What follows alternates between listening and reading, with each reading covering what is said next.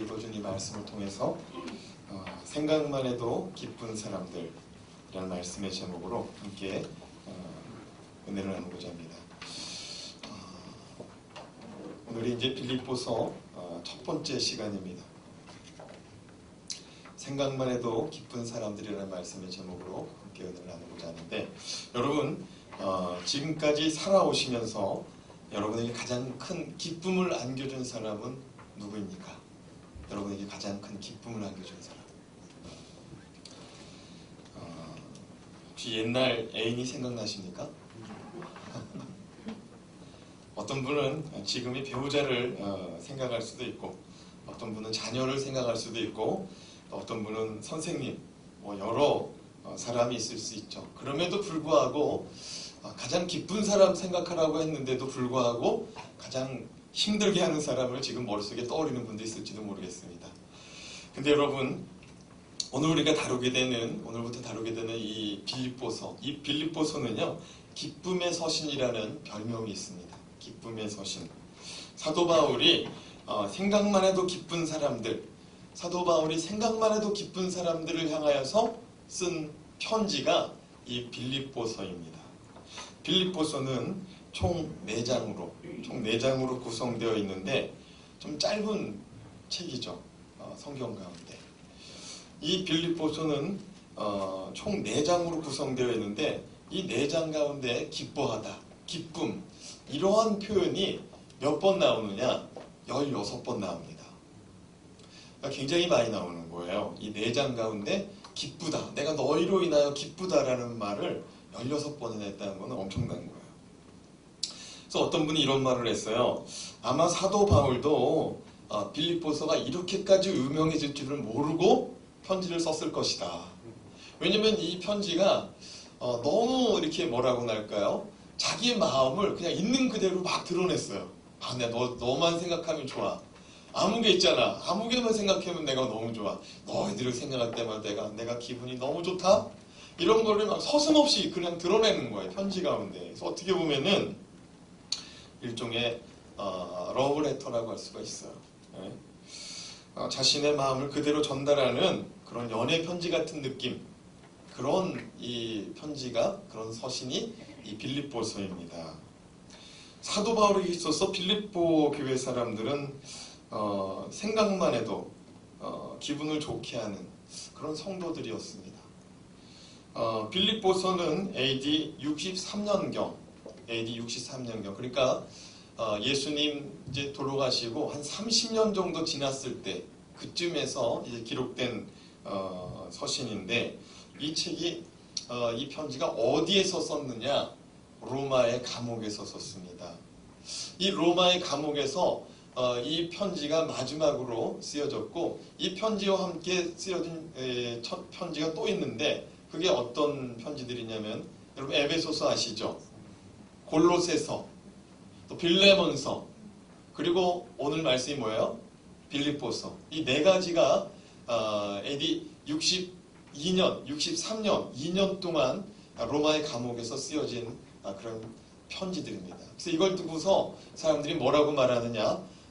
옥중서신이라고 말합니다. 옥중서신. 네, 감옥에서 이 편지를 썼다 이겁니다. 우리는 사도 바울이 이 로마의 감옥이라는 가장 불편한 환경에서 가장 많은 기쁨을 표현하고 있다는 사실을 우리가 기억할 수 있기를 바랍니다. 가장 불편한 상황 속에서 가장 기뻐하는 감정을 표현하고 있습니다. 사도 바울이 많은 이런 복음서, 많은 이 서신들을 썼는데, 그 서신들 가운데 가장 자신의 감정이 기쁜 상태로 그 기쁨을 이기지 못하여 쓴 이 책이 빌립보서. 우리가 존경하는 것이, 사도 바울을 존경하는 것이 아마 이러한 역경 속에서도 그가 주님을 부인하지 않고, 또 주님을 원망하지도 않고, 주님을 버리지도 않고, 또 그렇게 주님께 나아가는 그런 모습 때문에 우리가 사도 바울을 존경하는 게 아닌가 생각을 해봅니다. 여러분, 우리는 오늘날 눈에 보이는 감옥은 아니지만 우리 모두가 각자 개개인의 감옥을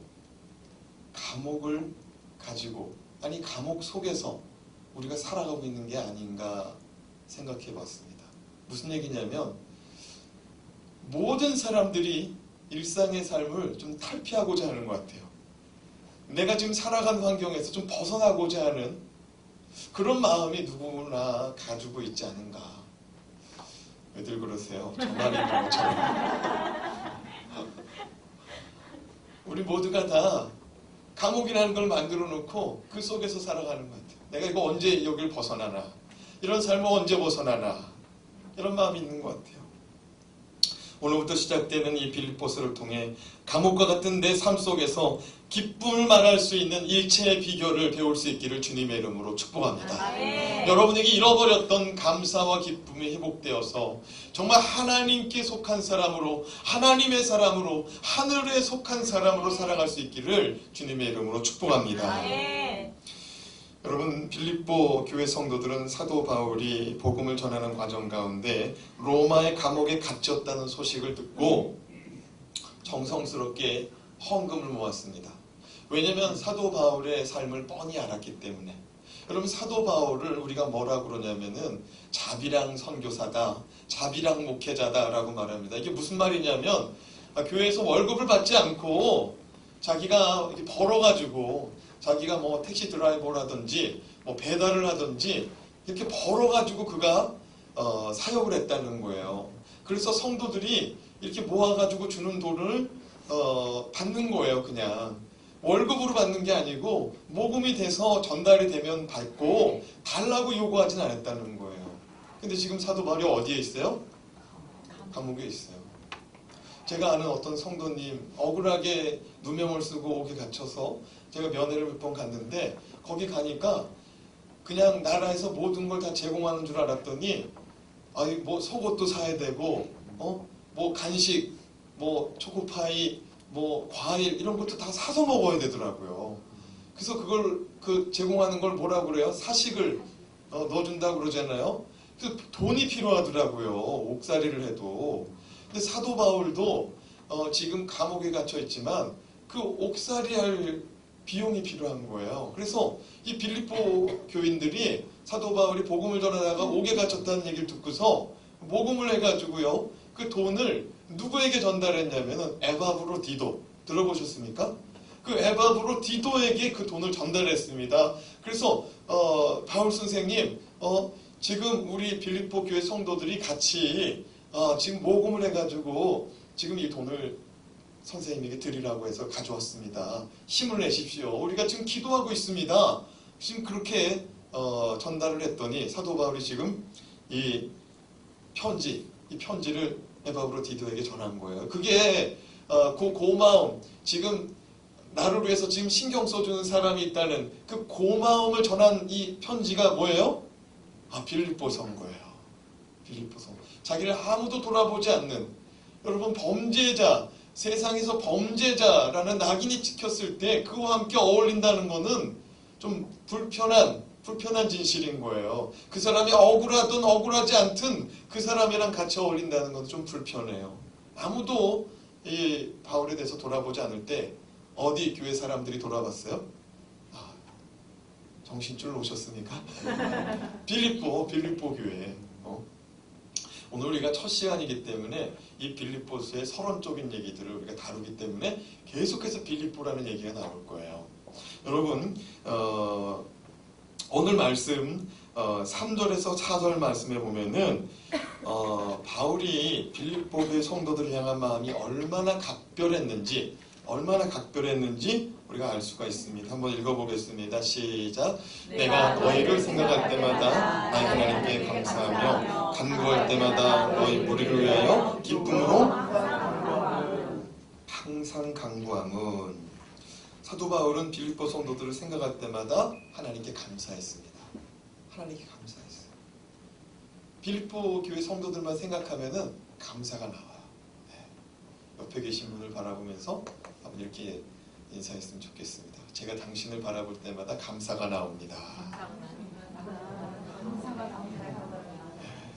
많이 미안하죠? 여러분, 정말 여러분의 입에서 정말 옆에 있는 사람 때문에 감사가 나올 수 있길 바랍니다. 아멘. 사도 바울이 정말 빌립보 교회 성도들만 생각하면 너무 막 감사한 거예요. 자기가 받은 사랑이 있으니까.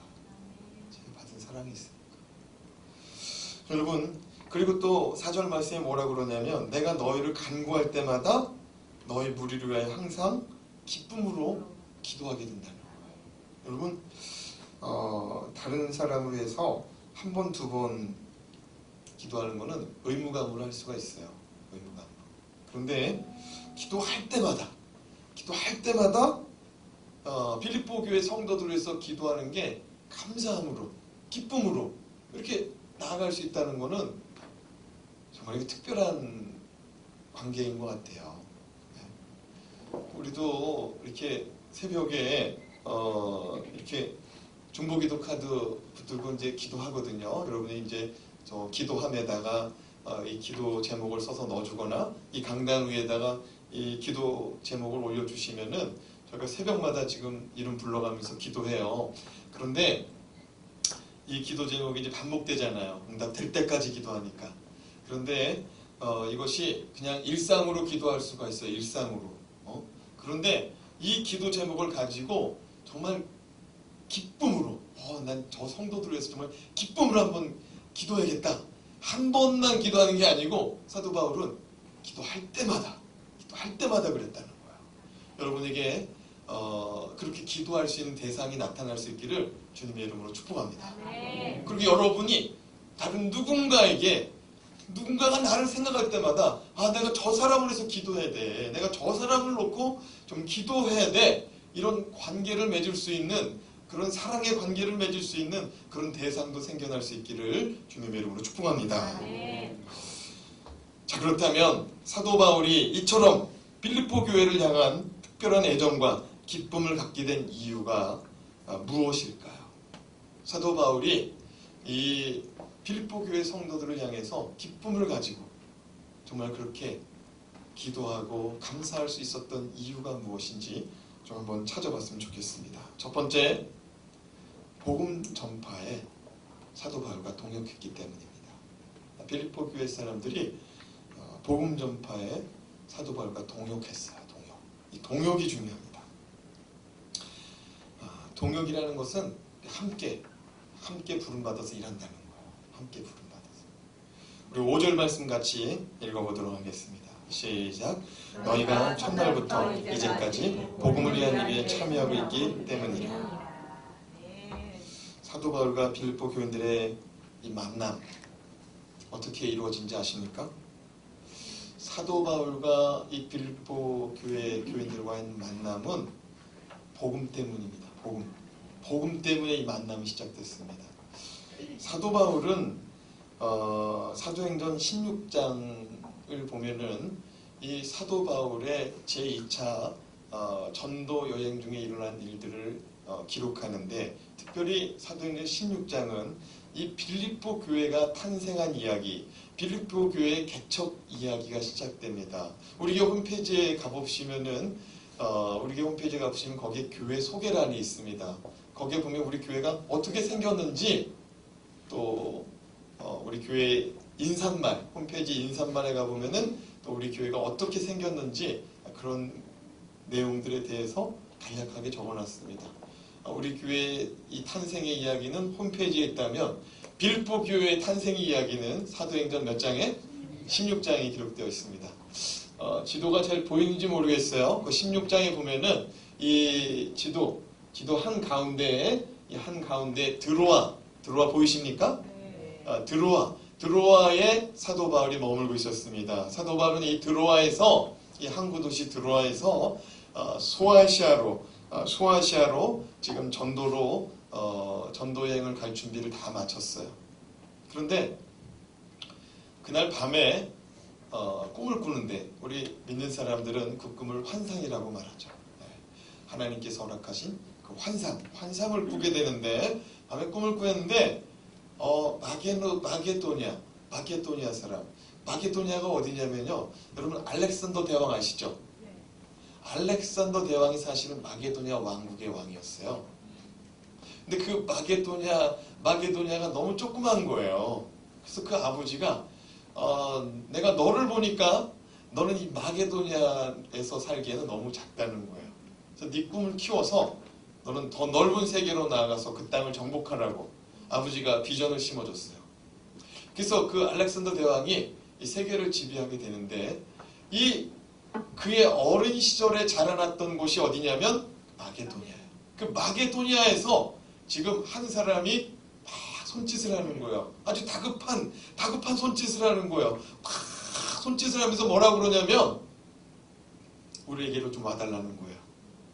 우리에게 와서 우리 좀 도와달라는 거예요. 그래서 사도 바울이 그 꿈을, 생시 같은 그 꿈을 꾸고 딱 깼어요. 사도 바울이 지금 어디로 가려고 그러냐면 아시아, 소아시아, 여기 지도에 보면은 에베소 보이시죠? 또 비시디아 안디옥, 더베 다소 안디옥 이거 보이시죠? 갑바도기아 이거 보이시죠? 이게 다 소아시아 지역입니다. 여기가 어디냐면 오늘날로 말하면 터키입니다. 네, 터키예요. 여기서 넘어가면 어디냐면 중앙아시아예요. 여기서 또 넘어가면 동남아시아 나옵니다. 그러니까 이쪽 방향으로 여러분 지금 에베소서 이 아시아 이쪽 방향으로 계속 가면은 지금 우리가 살고 있는 땅까지 나오는 거예요. 그런데 보세요. 저 드로아에서 저 맞은편에 있는 빌립보로 올라갑니다. 마게도냐로 올라갑니다. 저 마게도냐 땅은 어디로 시작되는 관문이냐면 유럽으로 시작되는 관문입니다. 그래서 이 꿈 있잖아요. 마게도냐 사람이 막 손짓하는 이 꿈으로 이 세계 교회사가 축이 이동을 했습니다. 아시아에서 어디로요? 유럽으로 이동한 거예요. 그래서 어떤 분들이 그래요. 하나님이 아시아보다 유럽을 사랑하시는 것 같다고. 근데 여러분 절대로 그렇지 않았습니다. 그 당시에는요. 사도 바울은 어떻게 보면 복음 전하는 사도들 가운데서는 2류였어요. 2류. 2인자 인생이었어요. 그래서 사도 바울은 맨날 이래요. 나 사도 바울은, 나 복음을 전하는 사도 바울은. 자꾸 누가 사도래요? 나. 왜 자꾸 이런 말을 했냐면은 사람들이 자기를 사도라고 인정을 안 해줬어요. 왜냐면 사람들이 그런 거예요. 야, 너는 예수님하고 한 번도 같이 안 다녔잖아. 너 예수님 만난 적 있어? 할 말이 없는 거예요. 그때 당시에는 잘 나가는 복음 전도자들은 누구냐면 예수님의 12 제자들. 예수님의 12제자가 제일 잘 나가는 제자들이었던 거예요. 이 복음서에 사도 바울의 이 편지들이 이렇게 많이 실려 있을 줄 사도 바울도 몰랐을 거예요. 네? 사도 바울도 몰랐을 거예요. 그때 당시만. 왜냐하면 사도 바울은 그렇게 그때 당시에 유명자가 아니었어요. 그때 당시에 자칭 갑이라고 했던 사람은 누굴까요? 12제자 중에도 누굴까요? 베드로. 으뜸가는 제자 베드로. 여러분 베드로가요 아시아를 책임지고 있었어요.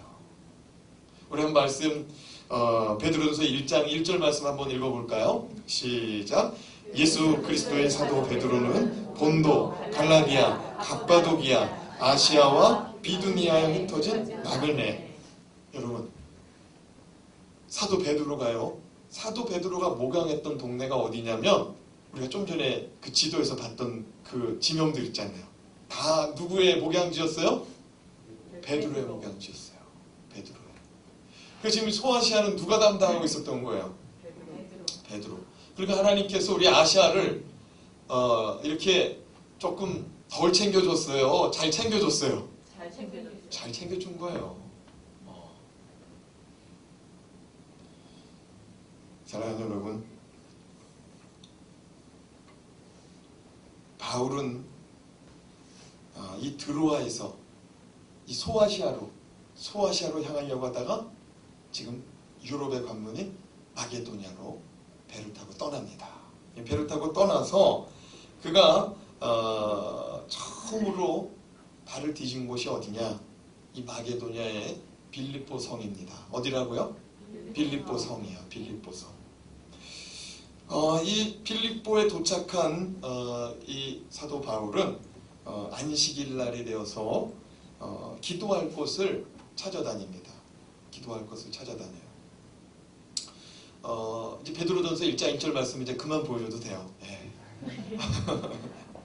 사도 바울은 빌립보에 도착한 후 안식일이 이르러서 이제 하나님께 예배하기 위해서 이제 회당을 찾는데 그 땅에 회당이 없는 거예요. 그 땅에 회당이 없어요. 여러분 사실 지금도 유대인들은요 성인 남자 10명이 한 동네에 모여 살면은 회당을 지어야 될 의무가 있어요. 이거는요 저 이슬람 저 무슬림들도 마찬가지예요. 무슬림들도 무슬림 한 10명이 모이면은 10명에서 한 15명이 모이면은 그 동네에 회당을 세워야 돼요. 그래서 그것을 회당을 세우는 것을 그 사람들은 영광으로 생각을 해요. 근데 여러분 오늘 말씀 사도행전 16장 13절 말씀 좀 읽어보겠습니다. 시작. 안식일에 우리가 기도할 곳이 있을까요? 문 밖 강가에 나가 거기에 앉아서 모인 여자들에게 말하는데 안식일 날에 예배 드리러 가야 되는데 이 사람이 지금 바울이 뭐라고 표현하고 있어요? 기도할 곳을 찾는답니다. 그러니까 무슨 얘기냐면 회당이 없기 때문에 기도 처소를 찾고 있다는 말인 거예요. 회당이 없기 때문에. 그리고 어떻게 보면은 그곳에 유대인 남자 몇 명이 없었다는 거예요? 10명이 없었다는 거예요. 또 어떻게 보면은 그곳에 유대인 남자 10명이 있을지 몰라도 돈 있는 유대인들이 없었다라는 것이 반증입니다. 그래서 유대인들이요 이 회당을 못 세울 경우에는 기도할 처소를 세웁니다. 기도할 처소를 세워요. 그래서 이 회당이 없는 걸 알고서 기도할 처소를 찾는데 어디에 가서 찾냐면은 오늘 말씀 사도행전 16장 13절 말씀에 보면 안식일에 우리가 기도할 곳이 있을까요? 문 밖 강가에 나가 이 문이 뭘 얘기하냐면 빌립보 성문을 얘기합니다. 빌립보 성문의 바깥에 그러니까 성 바깥에 있는 강가에 나가서 그 기도할 처소를 찾는데 거기에 누가 앉아 있었어요? 여자들이 앉아 있었어요. 좀 전에 우리가 사진을 봤는데 그 사진 한번 보여주면 좋을 것 같아요. 이 강이 그 문 밖 강에 있는 간기테스라는 강이에요. 간기테스라는 강. 이 강가에 여자들이 앉아 있었습니다. 이 여자들 가운데 누가 있었느냐? 그 유명한 자주장사 루디아가 앉아 있었던 거예요. 루디아가. 우리 사도행전 16장 14절 말씀 좀 읽어보겠습니다. 시작. 두아디라시에 있는 자색 옷감 장사로서 하나님을 섬기는 루디아라 하는 한 여자가 말을 듣고 있을 때 주께서 그 마음을 열어 바울의 말을 따르게 하신지라. 본래 이 여자는 루디아라는 이름을 쓰는데 사실은 루디아라는 이름은 아니고 이 루디아는 애칭이었어요. 애칭. 뭐냐면은 오늘 말씀해 보세요. 두아디라 시에 있는 자색 옷감 장소로서 하나님을 섬기는 루디아라 하는 한 여자가 있었다. 그러니까 무슨 얘기냐면 두아디라 시에 루디아 지역이 있습니다. 지금은 리디아라고 불러요. 지금은 리디아라고 부르는데 루디아라는 지역이 있어요. 그래서 루디아에서 온 여자 그게 누구예요? 이 자주장사 우리가 알고 있는 루디아인 거예요. 우리가 이런 표현 가끔 쓰잖아요. 안성댁, 전주댁, 뭐 대구댁 뭐 이런 표현 들어보셨죠? 그러니까 이제 루디아라는 이 지역은 어디냐면은 초대 7교회 있잖아요. 초대 7교회 있는 지역. 지금의 터키의 에페소 이즈미르 지역이에요. 그 이즈미르 주에 두아디에리아라는 그런 지명이 있습니다. 거기에 루디아 지역도 있어요. 리디아 지역도. 그래서 그 리디아 지역에서 지금의 터키에 있는 지역에서 어디까지 장사하러 왔어요? 마게도니아의 빌립보까지 장사를 온 거예요. 근데 거기에 집까지 마련을 했다는 거예요. 그래서 복음을 듣고 루디아가 하나님을 섬기는 여자였는데 사도 바울의 그 하나님의 말씀을 듣고 자기 집으로 초청을 했다는 거예요. 자기 집으로. 그래요. 이 여자는요, 지금 사업을 하는 여자인데 성공한 여자였습니다. 사업을 했는데 성공한 여자였어요. 이 여자의 사업 물품이 뭐냐면은 아까 말씀해 보면은 자주장사 루디아, 그렇죠? 자주장사 루디아라는 말 했죠? 이 자주장사가 무슨 의미냐면은 터키 가보면은 지금도 양이 많아요.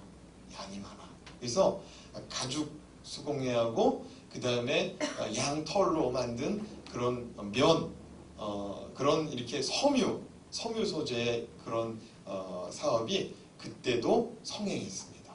근데 저 두아디리아에 있는 리디아 지역에는 어떤 그런 사업이 흥행했냐면 염색 산업이 흥행했어요. 우리나라의 염색 산업하면 옛날에 대구가 섬유 사업에 한참 이렇게 메카로 불릴 때가 있었잖아요.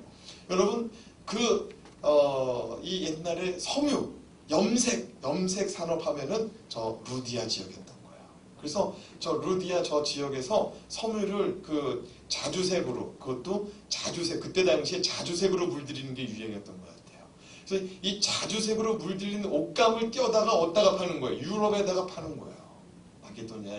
마게도냐에다가. 거기가 유럽으로 가는 관문이었으니까. 그래가지고 거기서 그걸 막 파는 거예요. 그래서 그 여자가 이 성공적인 사업을 해서 집인데 루디아가 아까 그 강가에서 사도 바울을 만나가지고 야, 이 사람이 참으로 하나님의 말씀을 참 온전히 전하는구나. 이가 전하는 예수 그리스도를 믿어보자. 그리고 이 바울을 모셔다가 자기 집 식구들 앞에서 가정 예배를 드려달라고 하는 거예요. 그리고 거기서 말씀을 전하는 거예요. 그래서 그 여자들 그리고 그 가족들이 다 예수를 믿게 됩니다. 예수를 믿게 됩니다. 그래서 세워진 교회가 뭐예요? 빌립보 교회예요. 지금 저 땅에 가보면 저렇게 빌립보 교회가 세워졌는데 저거는 1974년도에 세워진 거예요. 사랑하는 여러분, 우리가 빌립보서 또 앞으로 여러 가지 서신서들을 다루게 될 때에 여러분이 꼭 머릿속에 기억해야 될 게 뭐냐면은 지금 우리가 성지순례에 가면은 저런 교회가 있어요. 근데 저런 교회는 그때 당시에 세워진 교회가 기다 아니다? 아니다라는 거예요. 그때 당시에는 모두가 다 저렇게 십자가를 걸고 예배 드릴 수 있는 상황이 아니에요. 저렇게 십자가를 걸고 예배 드렸다면 끌려가는 거예요. 로마인들한테. 그렇게 다 어디서 예배 드렸겠어요? 집에서. 그래서 여러분 사도행전 읽어보면은 집에서 떡을 뗐다고 그랬잖아요. 함께 떡을 떼고 주를 찬미했다고 그랬잖아요. 그러니까 빌립보 교회에 처음에 예배 드렸던 곳은 어디냐면 루디아의 집인 거예요. 저거는 1974년도에 동방 정교회 성도들이 야, 우리 동네가 이 루디아가 이렇게 사도 바울의 복음을 듣고 그렇게 교회를 세웠던 영광스러운 지역인데 우리가 이렇게 가만히 있으면 안 된다. 그렇게 하고 돈을 모아가지고 저걸 1974년도에 세웠다는 거예요. 네. 사랑하는 여러분, 이렇게 해가지고 이 마게도니아의 최초의 교회가 빌립보 도시에 세워졌습니다. 빌립보 교시에 세워졌는데 이렇게 해가지고 온 가족이 빌립보 교회의 성도가 되었는데 그로부터 며칠 후 빌립보 교회에 생자 신자가 나타납니다. 생자 신자가 나타나요. 우리 교회도 생자 신자가 몇 있습니다. 생자 신자라는 거는 정말 하나님하고 상관없는. 근데 빌립보의 이제 최초의 성도들, 루디아의 집사람들은 저 어디에요? 그 루디아 지역에서 벌써 하나님을 섬기고 있던 사람들이었어요. 근데 생자가 나타나는데 그 생자 1호가 누구냐?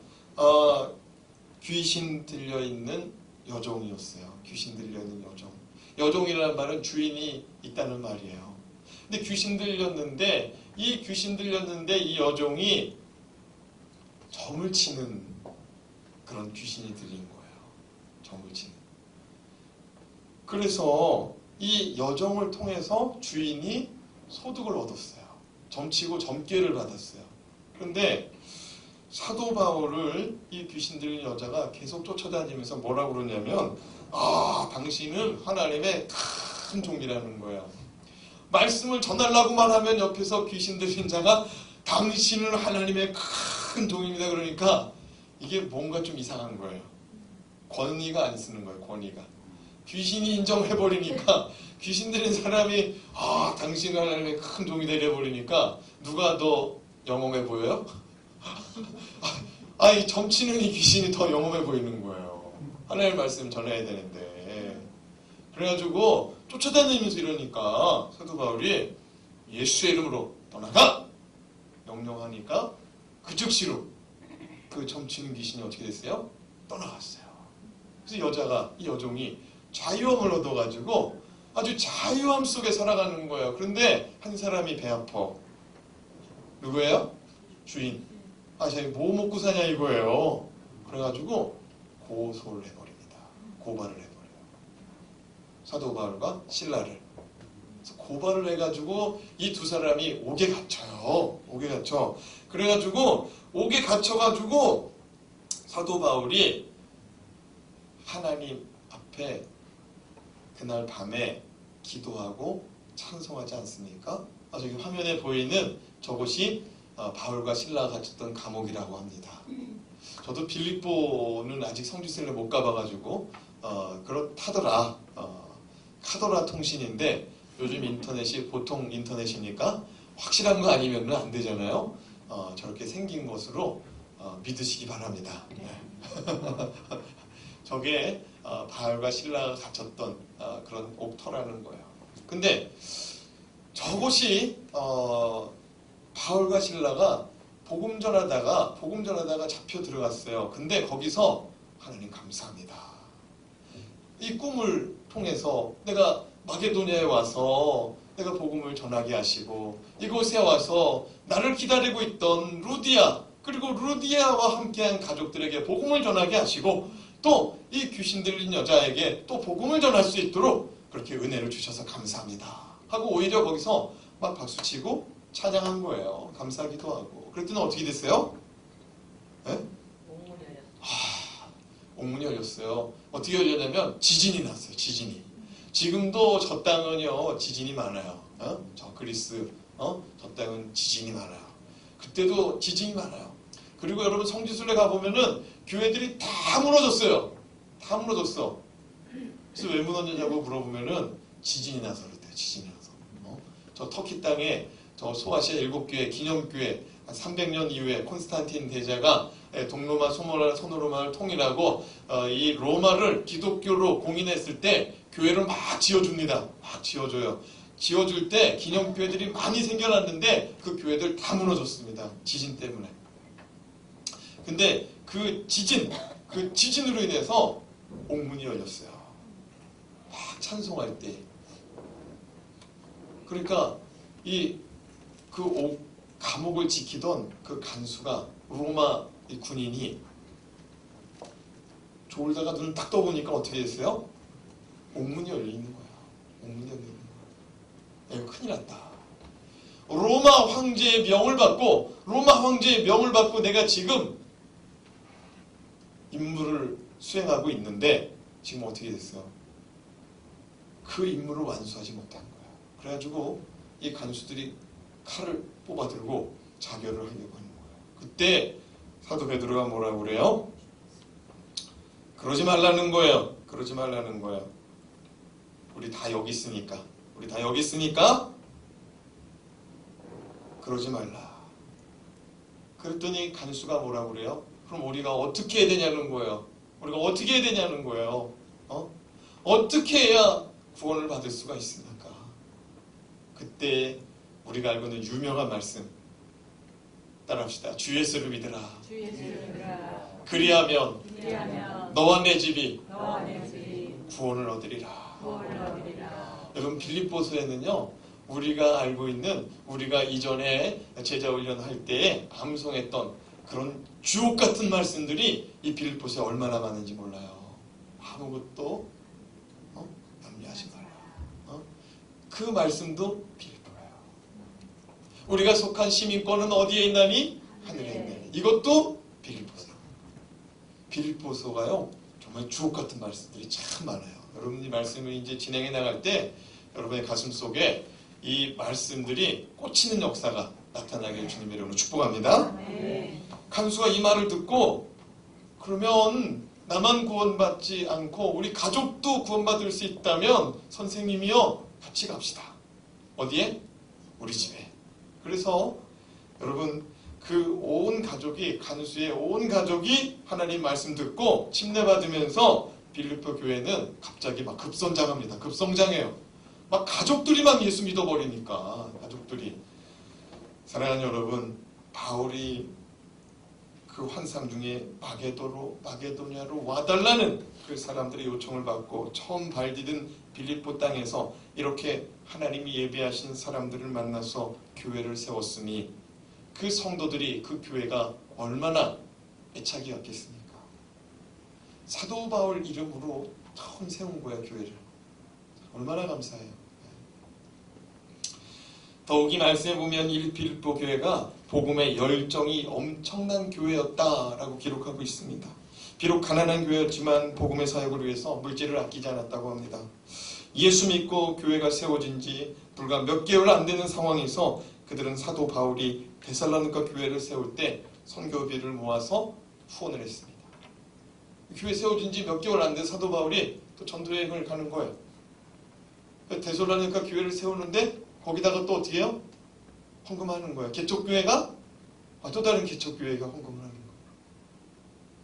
우리 교회도 한국에 선교사님들이 왔다 그러면은 우리가 선교사님들 모셔가지고 말씀 전해달라고 부탁하고 선교사님 여비라도 좀 보태게 하려고 강단에 막 세워요. 그러면은 그 선교사님들 그래요. 아니 개척교회가 어떻게 하려고 이렇게 막 섬기냐는 거예요. 하나님께서 채워줄 줄 믿습니다. 그러고서 섬기는데 하나님께서 지금까지 넘치는 은혜로 채워주신 줄 믿으시기 바랍니다. 교회는 하나님께서 이끌어 가시는 것 같아요. 넘치도록 이끌어 가세요. 사랑하는 여러분, 사도 바울은 그 빌립보 교회 성도들을 기억할 때 어떻게 기억하냐면 너희는 처음 나를 만났을 때부터 지금까지 변하지 않고 나를 도와준다는 거예요. 처음 만났을 때부터 믿음이 뭔지도 모르는 상태에서부터 그 복음을 전하는 그 사도 바울을 향하여 그 노잣돈을 보태줬었다는 거예요. 6절 말씀 같이 읽어보겠습니다. 시작. 너희 안에 착한 일을 시작하신 이가 그리스도 예수의 날까지 이루실 줄을 우리는 확신하노라. 무슨 얘기냐면 너희 안에서 착한 일을 시작하신 이가 너희 안에서 착한 일을 시작했다는 거야. 그 착한 일이 뭐냐면 선교에 동참했다는 거야. 선교에 동참했다는 거야. 너희 안에 착한 일을 시작했대요. 그런데 오늘 말씀해 보니까 그리스도 예수의 날까지, 예수 그리스도가 다시 오는 날까지 이 일을 계속할 줄 내가 믿어 의심치 않겠다는 거예요. 왜냐하면 너희들은 지금까지 계속 그래 왔으니까 앞으로도 너희는 그럴 줄 내가 믿는다는 거예요. 사도 바울은 빌립보 성도들을 향하여 이러한 담대한 그런 확신에 찬 믿음이 있었어요. 빌립보 교회는 정말 그렇게 계속해서 나아가리라. 우리 세움지구촌 교회도 선교사들을 향하여서 아낌없이 베풀 수 있는 교회가 될 수 있기를 주님 오시는 날까지 그런 사명을 감당할 수 있기를 사모합니다. 오늘 마지막으로 주님의 마음으로 그들을 품었기 때문에 사도 바울이 그들을 향하여 기뻐할 수 있었던 것입니다. 이런 말이 있습니다. 가슴으로 나았다. 가슴으로. 들어보셨죠? 가슴으로 나았다. 나은 정도 있지만 또 어떤 정이 있어요? 기른 정이 있는 거예요. 사도 바울은 결혼을 하지 않았습니다. 오직 복음을 위해서만 살았습니다. 오직 주님을 위해서만. 근데 주님을 위해서만 그렇게 독신으로 살아가는 그가 바울의 서신서들을 보면은 내 아들아 라는 표현들을 씁니다. 디모데를 향하여서 내 아들아. 또 어느 경우에는 형제들이라고 말합니다. 또 어느 경우에는 내 어머니라고 말합니다. 내 어머니. 근데 이 모든 표현이 다 양아들, 의 형제, 양어머니 그가 예수 그리스도 안에서 또 다른 사람들을 가족으로 품었던 것입니다. 옆에 계신 분에게 한번 이렇게 말했으면 좋겠습니다. 당신은 나의 가족이십니다. 예? 손 한번 잡아주세요. 당신은 나의 가족이십니다. 예? 뒤에 계신 분에게도 좀 말해주시고요. 예? 여러분, 사도 바울이 그렇게 품었어요. 그렇게 품었어요. 가족 되기를 품었어요. 저기 어떤 분은 또 진짜 가족끼리 손잡고 가족이라고 그러시네. 사랑하는 여러분, 사도 바울은 빌립보 교회를 생각할 때마다 가슴으로 낳은 자식이라고, 내가 가슴으로 당신들을 낳았다고 고백하는 겁니다. 여러분, 자녀들은 자라날 때 예쁜 것 같아요. 자라날 때, 예? 커나갈 때, 클 때 예쁜 것 같아요.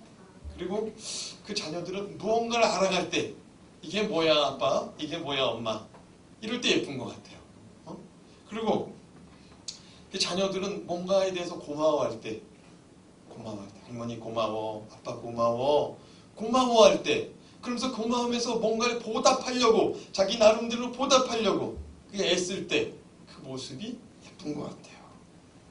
때로는 자녀들이 잘못된 행동을 할 때에도 무엇인가를 고쳐라, 훈계할 때, 그 아이가 그 훈계를 통해서 바뀌어질 것을 바라는 그 마음으로 그 아이들을 바라볼 때, 그때의 마음이 기쁜 것 같아요. 근데 사도 바울이 왜 빌립보 교회라고 잘못하는 일이 없었겠습니까? 사실은 이 빌립보에게 지금 전달하는 이 편지 속에, 이제 앞으로 우리가 다루겠지만 여전도회장끼리 싸웠어요.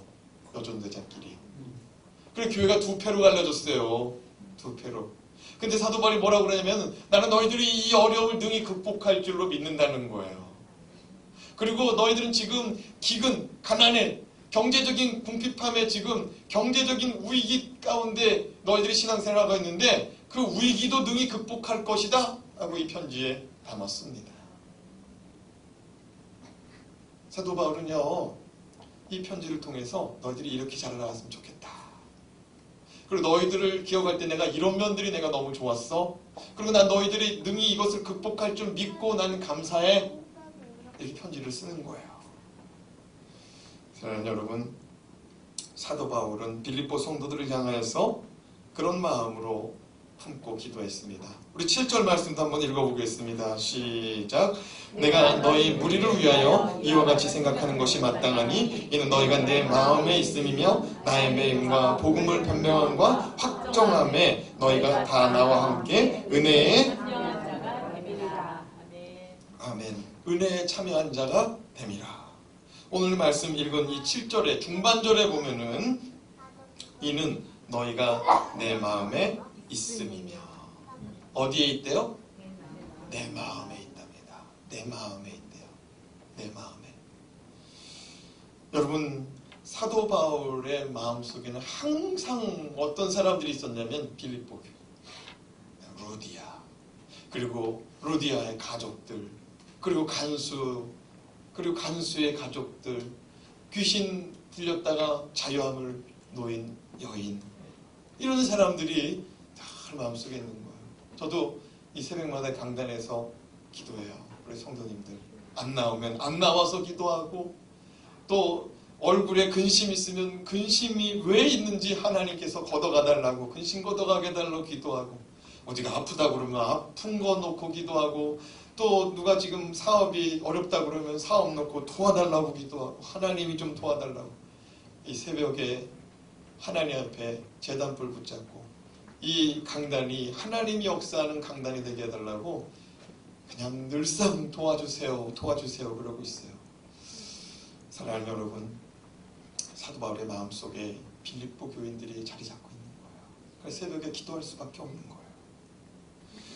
근데 여러분, 이 옛날 고대 헬라인들, 그 로마인들은요, 이 마음이 어디에 있다고 믿었냐면 이 가슴에 있다고 믿었어요. 이 가슴에. 우리 같이 말씀 한번 8절 말씀 읽어봅시다. 8절 말씀 시작. 내가 예수 그리스도의 심장으로 너희 무리를 얼마나 사모하는지 하나님이 내 증인이시니라. 아까는 뭐라고 그랬냐면 내 마음에 너희가 있다고 그랬어요. 근데 내가 그리스도의 심장으로 너희를 품었다. 누구 심장으로? 그리스도의 심장. 예수님의 쿵쾅거리는 심장. 예수님의 쿵쾅거리는 심장. 근데 예수님의 쿵쾅거리는 심장이 언제 제일 가쁘게 뛰었냐면 가시관 손에 못 박힐 때, 옆구리에 창이 찌를 때 예수님의 심장이 뛰는 거예요. 그 심장을 가지고 사도 바울이 내가 너희를 품었다고 말합니다. 그 심장으로 너희를 품고 너희를 사모한다. 여러분, 헬라어로 심장이라는 말은 스플랑크톤이라고 말합니다. 스플랑크톤이라고 말해요. 이 스플랑크톤이라는 말은 가슴이라는 말이에요. 가슴인데 이건 가슴 부위를 말하는 거예요. 가슴 부위. 특별히 심장, 간, 폐, 이 가슴에 다 붙어 있는 거 아시죠? 이 스플랑크톤이 심장인데 가슴을 말하는데,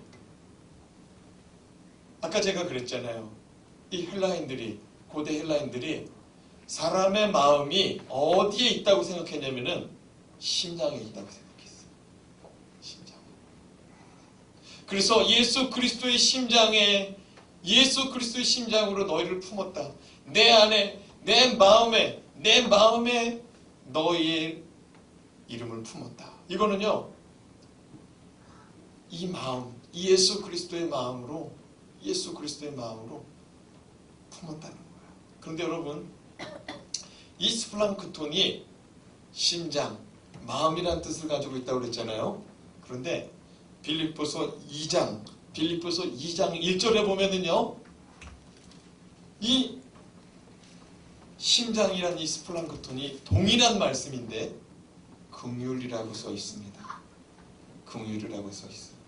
긍휼이 뭐냐면 불쌍히 여긴다는 거예요. 어떻게 여긴다고요?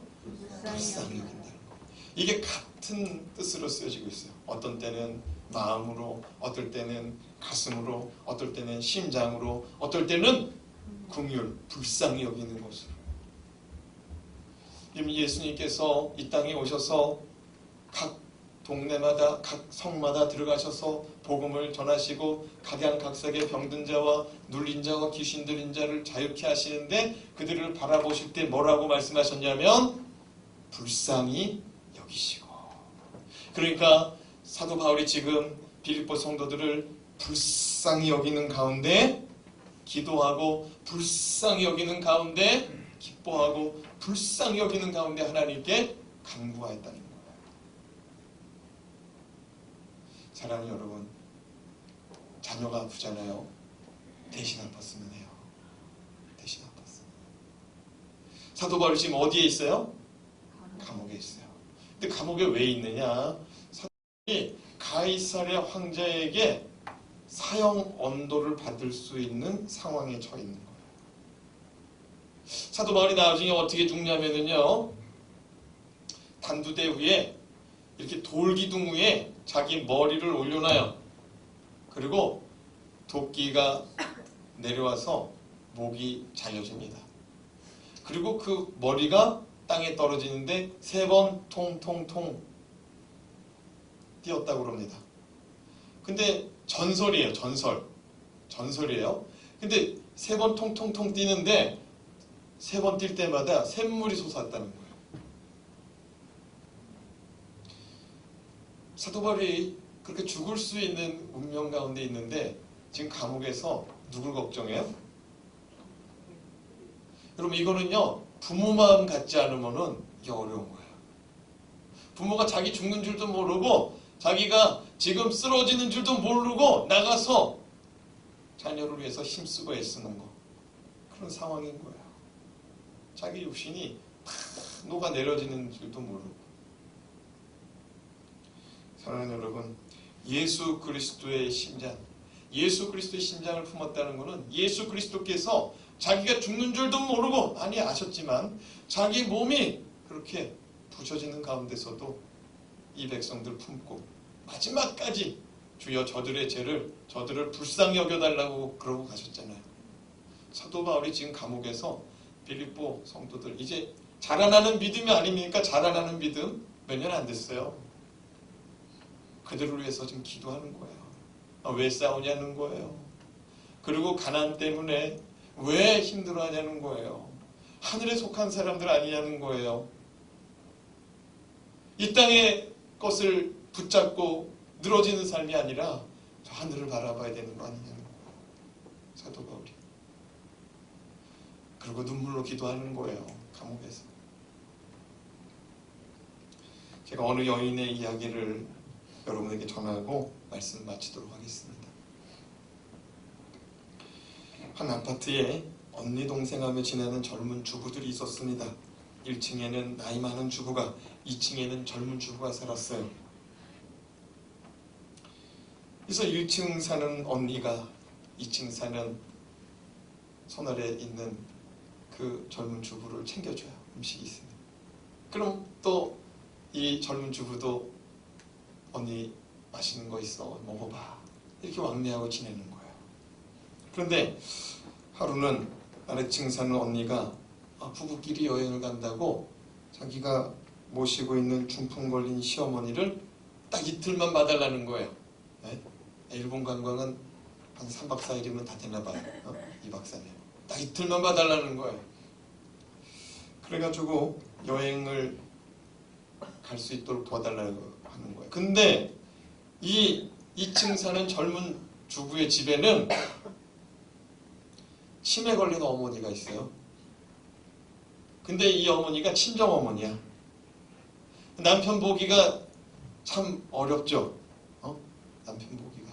그런 가운데 1층 사는 피도 안 섞인 그 아주머니, 할머니 모셔달라고 하니 그게 자기 어머니만 없어도 그게 가능했을지도 몰라요. 내가 좀 모셔달라는 거예요. 근데 젊은 주부가 정말 모실 수 없는 상황이지만 관계 때문에 그러면 내가 우리 남편한테 얘기해서 한번 모시겠다고, 이틀을 모시겠다고.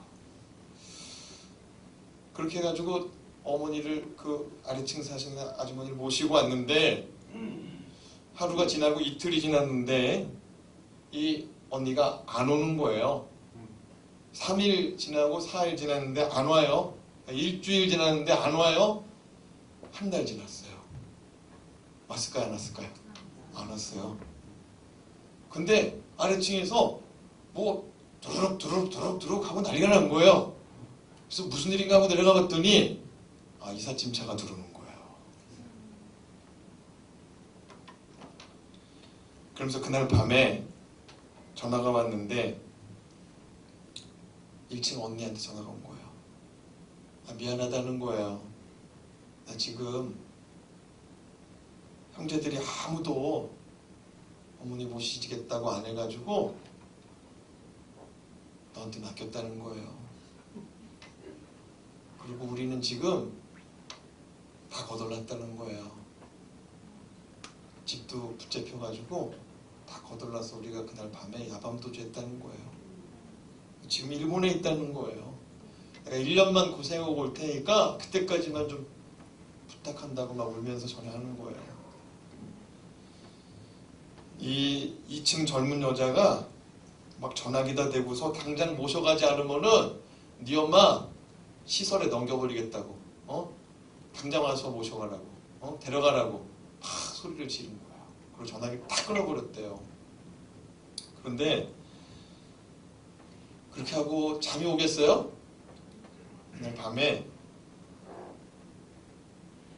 잠 한숨 못 자는데 그런 생각이 들더래요. 갑자기 그 언니가 그냥 불쌍해지더래요. 왜냐면은 참 형제들이 얼마나 의의가 없으면 어머니 모실 사람도 없고 또 얼마나 또 경제적으로 어려우면 또 모실 사람도 없었어요. 또 그렇게 재산 거덜나서 야밤도주 할 수밖에 없고 객지 생활할 수밖에 없었겠는가? 나는 차라리 그래도 형편이 나선 것 같다. 그러면서 그 언니를 그냥 불쌍하게 여기는 마음이 들더래요. 그래서 그 어머니도 아니지, 그 1층 아주머니를 그냥 어떻게 하지를 못해서 그냥 끌어안고 하루 이틀 살았답니다. 그런데 놀라운 일이 일어나더라는 거예요. 무슨 얘기냐면 자기 친정 엄마가 무슨 병에 걸렸어요? 치매. 이 어머니가 밥만 먹으면 야 이년아 배고프다 밥 가져와라 그러는 거예요. 밥 숟갈만 놓으면은. 아니 그러니 이거 어떻게 할 수가 없잖아요. 밥을 계속 줘도 어머니 건강이 걱정되고 안 주면은 전 난리를 치고. 그런데 1층에서 계시던 중풍 걸린 아주머니가 오고 나서는 그런 일이 다 끊어졌다는 거예요. 이 아주머니가 야 이놈 밥 줘라, 밥 줘라, 배고파 죽겠다 그러면은 1층 사는 이 중풍 걸린 아주머니가 이봐 금방 밥 먹었잖아, 밥 먹었어 그러면은 이 치매 걸린 이 어머니가 영감 그렇지? 내가 밥 먹었지? 아이고 내 정신이야 그리고 밥을 안 먹더라는 거예요. 사랑하는 여러분, 예수 그리스도의 심장, 예수 그리스도의 심장으로 끌어안았다는 것은 불쌍히 여기고 끌어안았다는 거예요. 사랑하는 여러분, 여러분 새벽기도 나와서 기도해 보세요. 그리고 여러분 교회 나와서 기도할 형편 안 되면 여러분의 처소에서 기도해 보세요. 누군가에서 기도한다는 게요 그렇게 쉬운 일이 아니에요. 누군가에서 기도하는 게 자기 자식도 안 돼요. 자기 자식도 안 돼요. 그러나 예수 그리스도의 심장으로, 예수 그리스도의 심장으로 우리가 끌어안을 때, 그 영혼을 불쌍히 여길 때 그 영혼을 해서 기도할 수 있을 줄 믿습니다. 예수 그리스도의 심장으로 끌어안을 때 그 꼴보기 싫은 사람이 기쁨으로 감사로 받아들여질 줄로 믿습니다. 사도 바울이 그런 마음으로 그들을 위해서 끌어안은 거예요. 어떻게 한 교회 다니면서 좋은 일만 있겠어요? 어떻게 한 집에 살면서 좋은 일만 있겠어요? 예수 그리스도의 심장으로 여러분의 마음속에 여러분 주변에 있는 사람들을 끌어안으시길 바랍니다. 여러분 마음 바깥에 있는 사람을 내 마음에 너희가 있다고 말했던 것처럼 여러분의 마음속에 여러분 주변에 있는 사람들이 품어질 수 있기를 주님의 이름으로 축원합니다. 기도하겠습니다. 하나님 아버지, 사도 바울은 빌립보 교회를 생각할 때마다 생각만 해도 기뻤습니다. 그 기쁨의 비결은 바로 복음 전도,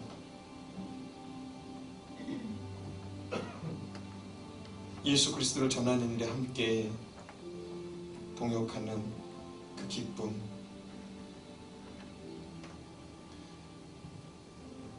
나의 친구가, 나의 믿음의 형제 자매가 역경에 처했다 할지라도, 세상에서 누명을 썼다 할지라도, 복음을 전하는 이유만으로 핍박과 비방과 비난을 받는다 할지라도 그를 위하여 기꺼이 친구가 되고 기꺼이 형제가 되고자 하는 그들로 인하여 기뻐하고, 이제는 사도 바울은 그들을 위하여 자신의 마음속에 눈에 넣어도 아프지 않는 자식과 같이 끌어안고 날마다 기도하고 주여 불쌍히 여겨달라고, 주여 불쌍히 여겨달라고 가시 같은 존재들도 끌어안고 기도하고자 할 때 그 안에 기쁨이, 그 안에 감사가, 그 안에 소망이 일어났다고 사도 바울이 고백하고 있는 것처럼 주여 우리 모두도 그렇게 살아갈 수 있도록 은혜 더하여 주시옵소서. 은혜 더하여 주시옵소서. 우리 주 예수 그리스도의 이름으로 기도드리옵나이다. 아멘. 우리 다 함께 자리에서 일어나셔서 찬양하고 오늘 말씀 마치겠습니다. 힘들고 지쳐 낙망하고 넘어져 일어난 일 전혀 없을 때 조용히 다가와 내 손을 잡아주셨던 주님처럼 나도 누군가를 향하여 잡아줄 수 있는 그런 사람 되게 하여 주시옵소서. 우리 찬양합니다. 힘들고 지쳐 낙망하고 넘어져 일어날 일 전혀 없을 때에 조용히 다가와 손 잡아주시며 나에게 말씀하시네. 나에게 실망하며 내 자신 여길 때 고통 속에 눈물 흘릴 때에 자국 난 그 손길 눈물 닦아주시며 나에게 말씀하시네. 너는 내 아들이라 너는 내 아들이라 오늘날 내가 너를 낳구나. 너는 내 아들이라 날 사랑하는 내 아들이라 언제나 변함없이 너는 내 아들이라 날 십자가부터 내 손이 뜨겁고 불어 내가 너를 낳았으니 너는 내 아들이라 오늘날 내가 너를 낳구나. 너는 내 아들이라 날 사랑하는 내 아들이라. 그렇습니다.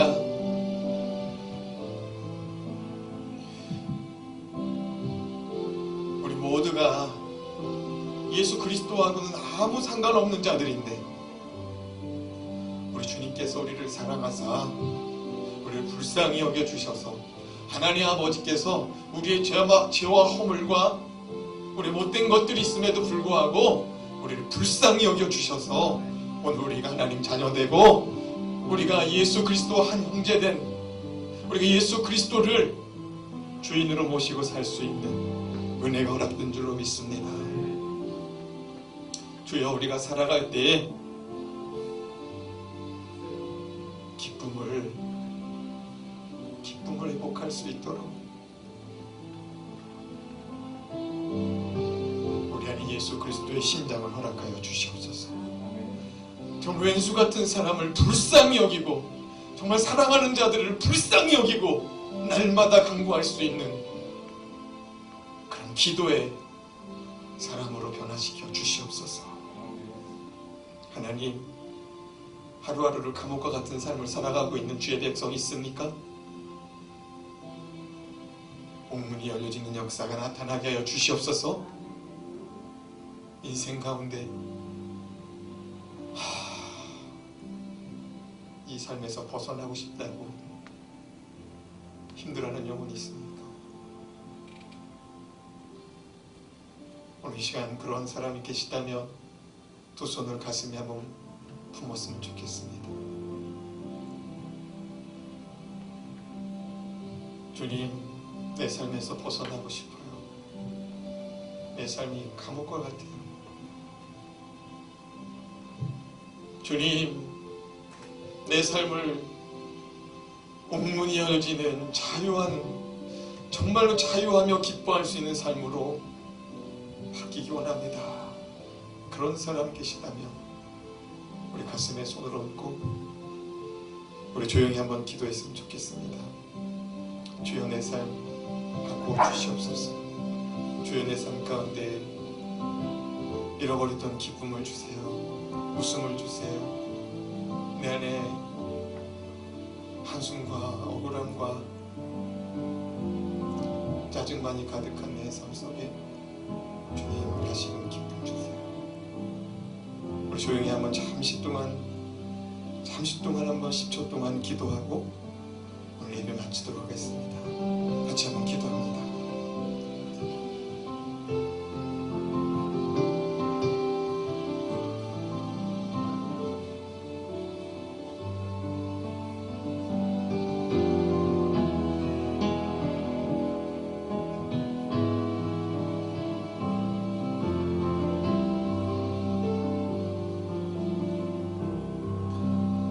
아멘. 주 예수여, 여기에 모여있는 모든 주의 백성들 주님 기쁨의 샘을 터쳐 주시옵소서. 마르지 않는 기쁨의 샘을 터쳐 주시옵소서. 감사와 찬양이 일어나게 하여 주시옵소서. 저들의 삶 가운데 변화가 일어나게 하여 주시옵소서. 기적의 역사가 나타나게 하여 주시옵소서. 공예가 달라진 역사가 나타나게 하여 주시옵소서. 근심 걱정이 물러가게 하여 주시옵시고, 근심 걱정 염려로 말미암아 잠 못 자고 두통 가운데 살아가는 자가 자유하여지게 하여 주시옵소서. 아버지의 꿈자리같이 숭숭한 사람마다 자유하여지게 하여 주시옵소서. 아버지의 은혜가 임하여서, 평강이 임하여서, 감사가 임하여서 하나님의 기쁨으로 찬양하는 자들 다 되게 하여 주시옵소서. 이젠 우리 주 예수 그리스도의 구원하여 주심과 하나님 아버지의 사랑하여 주심과 성령 하나님께서 우리 속에 예수 그리스도의 마음, 예수 그리스도의 심장을 부어주사 영혼들을 품고 사랑하는 가족들을 품고 기도하게 하시는 그 은혜가 여기 모이는 모든 주의 백성들 머리 위에, 저들의 가족과 삶의 터전 위에 이제로부터 영원까지 함께해 주셨기를 간절히 축원하옵나이다. 아멘.